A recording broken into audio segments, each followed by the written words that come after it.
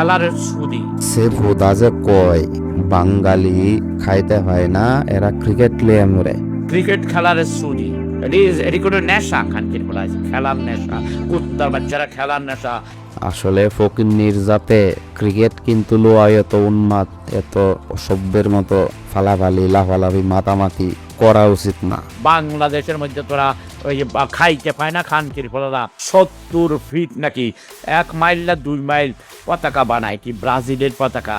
আর এক দল ফকিন্নির সোদারা ভিক্ষা কইরা, খানকির ফলরা ভিক্ষা কইরা খায়, বিদেশ থেকে ভিক্ষা নেয়, তারপরে খানকির ফলরা পতাকা বানায়।